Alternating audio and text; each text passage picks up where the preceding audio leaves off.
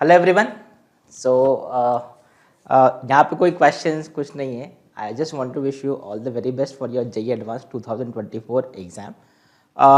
This 2 साल की या 3 साल की जो भी आपकी जर्नी रही है, this is the final day. तो आई नो थोड़ा सा नर्वसनेस होगा, थोड़ा टेंशन होगा, थोड़ा एंग्जाइटी होगी, बट सी अल्टीमेटली आप इसी दिन के लिए इंतज़ार कर रहे थे, आप इसी दिन का वेट कर रहे थे, आपने इसी दिन के लिए प्रिपरेशन किया है। So this is the day जहाँ पे you have to keep your self calm. बिल्कुल पॉजिटिव रहिए, अपने इमोशंस को कंट्रोल में रखिए। Try not to think about the exam कि क्या होने वाला है कल, ठीक है। तो जस्ट बी रिलैक्स्ड, आज कुछ मत करो, आराम से रहो, अपना टाइम स्टडीज से बाहर निकलो थोड़ा। No need to study today, आराम से, मतलब क्योंकि आप ऐसा मत सोच लो कि मैं लास्ट मोमेंट में ये रिवाइज कर लूँ, ये रिवाइज कर लूँ, उसका कोई हेल्प भी नहीं होगा और इससे आपको टेंशन भी होगा। तो इट्स बेटर कि आप आज चिल रहिए, कोई स्टडीज़ की ज़रूरत नहीं है। Just few points.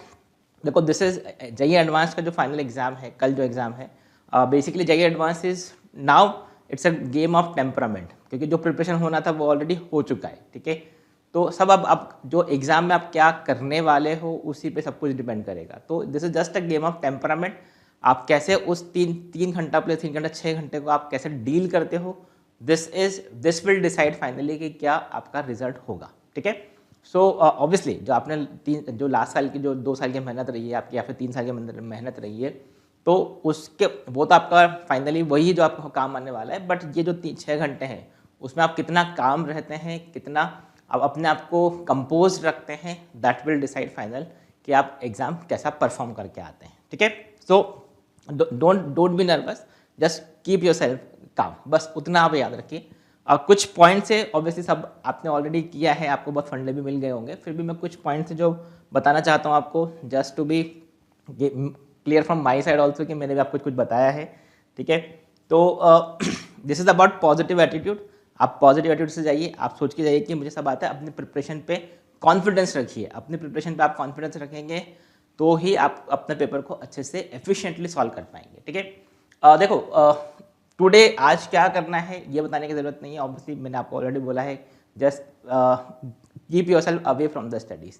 ज़्यादा कुछ बात करने की ज़रूरत नहीं, किसी से स्टडीज़ के बारे में बात करने की ज़रूरत नहीं है। किसी अपने फ्रेंड से ये मत पूछो कि तुमने ये किया है या वो किया है, ऐसा कोई ज़रूरत नहीं। जस्ट अपने आप रहिए, अपने पेरेंट्स से बात कीजिए, अपने फ्रेंड से बात करो, लेकिन not in terms of studies, ठीक है।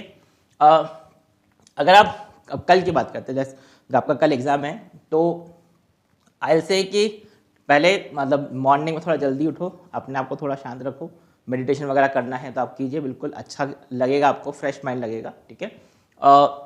Just try to reach to, और ब्रेकफास्ट आई से कि थोड़ा मतलब ऐसा लाइट सा ब्रेकफास्ट करो, बहुत हैवी ब्रेकफास्ट मत करो।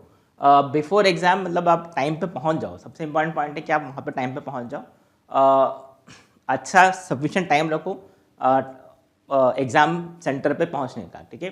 तो लास्ट मोमेंट पे कोई नर्वसनेस नहीं होना चाहिए। अपने जो भी डॉक्यूमेंट्स वगैरह हैं वो आप कलेक्ट कर लो, जो भी डॉक्यूमेंट्स रिक्वायर्ड हैं, ठीक है। डॉक्यूमेंट्स आप रखो, सब रात को ही प्रिपेयर करके रखो, ठीक है।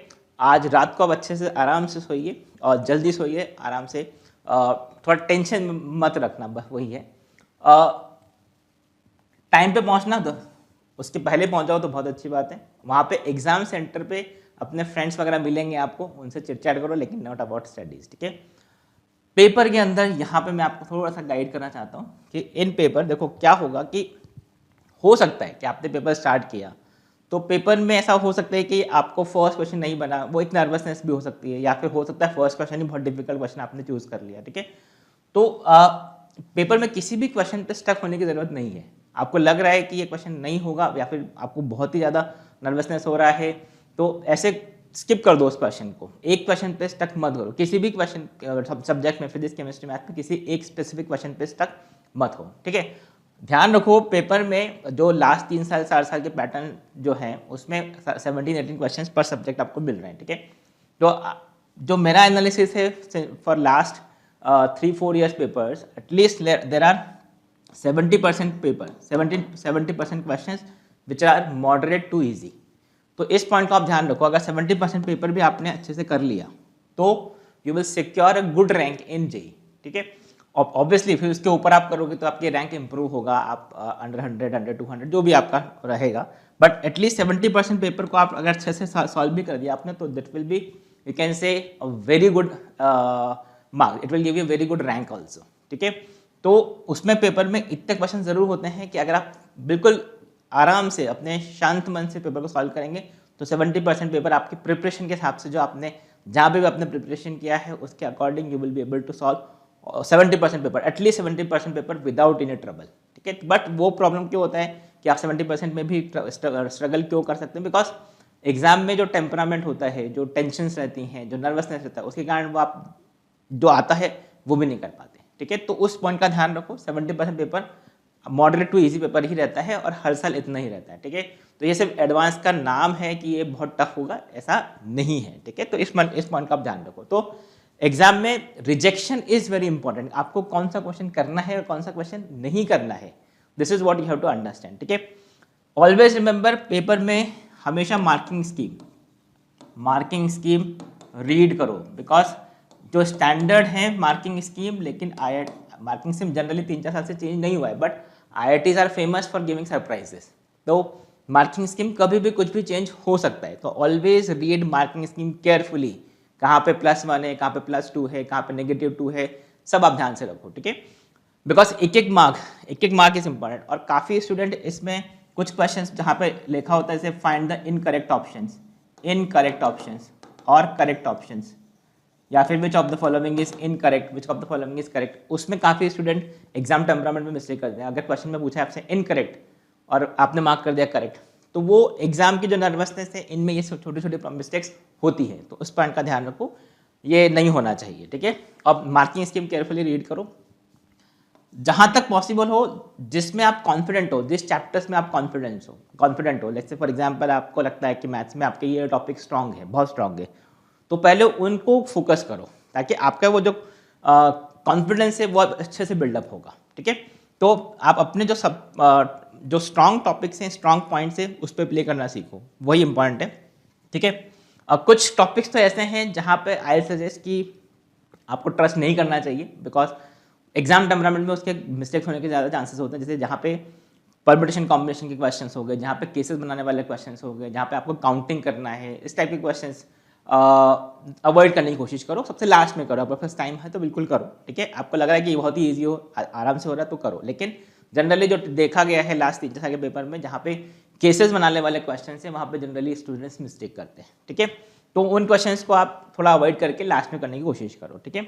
बाकी ऐसा हो सकता है, देखो पेपर 1 और पेपर 2, लेट्स से अगर आपका पेपर 1 उतना अच्छा नहीं गया, राइट, ऐसा हो सकता है कि ठीक है पेपर 1 में आपने उतना अच्छा परफॉर्म नहीं किया, तो बट जब आप पेपर 1 कंप्लीट करते हैं तो इसका मतलब ये नहीं कि आप सब अपना गिव अप कर दिया, ऐसा नहीं है, बिकॉज आपके पास दोनों ऑप्शन है, पेपर 1 पेपर 2। हो सकता है पेपर 1 बहुत ही डिफिकल्ट है, सभी के लिए वही प्रॉब्लम है, तो ऐसा नहीं होना चाहिए कि पेपर 1 आपने कंप्लीट कर लिया, पेपर 1 अपना उतना अच्छा नहीं हुआ जितना आपने एक्सपेक्ट किया था, तो आप गिव अप कर दो, ठीक है। तो अभी भी आपके पास ऑप्शन है पेपर 2 में उसको कवर अप करने का, ठीक है। तो इट डजेंट मैटर, पेपर 1 और पेपर 2 में कोई रिलेशन नहीं है, जस्ट रिमेंबर दिस। अगर पेपर 1 अच्छा नहीं हुआ है तो कोई बात नहीं, आप अपने आप को शांत रखो और पेपर 2 के लिए अच्छे से जाओ, ठीक है। बाकी पेपर के अंदर कुछ ज़्यादा ऐसा आपको लग रहा है कि आप बहुत एंग्जाइटी फील हो रहा है, 2 मिनट का ब्रेक लो, आराम से आंखें बंद करके 2 मिनट का ब्रेक लो, लंबी सांस लो, थोड़ा सा अपने आप को कंपोज करने की कोशिश करो, ठीक है। क्योंकि ये एग्जाम प्रेशर में किसी के साथ भी कुछ भी हो सकता है, ठीक है, क्योंकि ये एग्जाम ही ऐसा है, राइट। सो ये पेपर आपने फर्स्ट पेपर कंप्लीट किया, ठीक है। आफ्टर पेपर 1 जब आपका 2 घंटे का ब्रेक, 2-3 घंटे का ब्रेक रहता है, उसमें आप थोड़ा रेस्ट करने की कोशिश कीजिए, लाइट फूड रखिए, ठीक है, ज़्यादा हैवी फूड मत रखो, जहाँ तक पॉसिबल हो। अभी गर्मी बहुत है, तो गर्मी से आप थोड़ा दूर रह के कोई AC वगैरह में बैठो, अच्छा, मतलब अपने आप को शांत रखो। वहाँ पे भी कोशिश करो, अगर एक पावर नैप ले सकते हो, किसी से अपने फ्रेंड से बात मत करो कि पेपर कैसा हुआ, पेरेंट्स से भी बात मत करो पेपर कैसा हुआ, क्या हुआ, अभी वो कोई इंपॉर्टेंट नहीं है, ठीक है। जो होना था वो हो चुका है, ठीक है। तो पेपर 1 और पेपर 2 के बीच में जो टाइम गैप है उसमें थोड़ा रेस्ट लो, डोंट थिंक अबाउट पेपर 1, जो हो गया, ठीक है। Now when we go to paper 2, again the same thing, अपने आप को थोड़ा सा फिर से, अगर पेपर 1 अच्छा नहीं हुआ है तो अपने आप को फिर से उसको पेपर 2 में इग्नोर करो कि पेपर 1 में क्या हुआ है, and start with the new, right. फिर से वही है कि आप मार्किंग स्कीम वगैरह अच्छे से करो, अच्छे से रीड करो and see IITs are famous for changing the patterns also. आपने अभी तक जो पैटर्न देखे हैं, single correct option, multiple correct option, integer type, non integer type, decimal वाले भी क्वेश्चंस होते हैं, पैसेज क्वेश्चंस होते हैं, मैट्रिक्स मैच होता है, तो ऐसे अलग अलग टाइप के क्वेश्चंस पे प्ले करना है IIT की मतलब IIT is famous for this, right. तो जस्ट कीप इन माइंड कि आपके साथ सरप्राइजेस हो सकते हैं, तो आप उसके लिए मेंटली प्रिपेयर रहिए, ठीक है। बाकी वो ऐसा कुछ नहीं है कि नया कुछ आ जाएगा, जो आपने किया है वही सब आपको मिलेगा। And IITs do ask the question which are on the basic concepts only, मतलब जो आपने क्लासेस में किया है उन्हीं कॉन्सेप्ट जो आपके सिलेबस में हो उन्हीं कॉन्सेप्ट वो अच्छे से क्वेश्चन पूछेंगे। तो just believe in your preparation, आप अपने आप पे कॉन्फिडेंस रखेंगे, you will be able to solve the questions, ठीक है। बाकी after paper is complete, paper 1 is complete, कोई डिस्कशन मत करो। इनफैक्ट पेपर 2 के बाद भी कोई डिस्कशन करने की ज़रूरत नहीं है, बिकॉज अल्टीमेटली अब पेपर 1 पेपर 2 हो चुका है, एडवांस हो चुका है, आप डिस्कस करके कुछ नहीं होगा, तो जो होना है हो चुका है। Just keep paper 1 complete, paper 2 complete, आओ घर पे आराम से, अब उसके बाद आप आराम से चिल करो, ठीक है। तो आई डोंट थिंक कि इसमें नया कुछ ऐसा बताने की ज़रूरत है, आप बस अपने आप को रेडी रखो, ठीक है। Don't think much and you will be flying with colours, okay. So all the very best, do well, और प्लीज़ इन्फॉर्म मी ऑल्सो कि अगर आपने आपका जो रिजल्ट्स वगैरह कैसे रहते हैं, प्लीज़ इन्फॉर्म मी ऑल्सो कि क्या आपका परफॉर्मेंस रहा, ठीक है। सो बाकी I am always there, you can always comment, okay, you can always contact me. So that's it for this, all the very best, bye.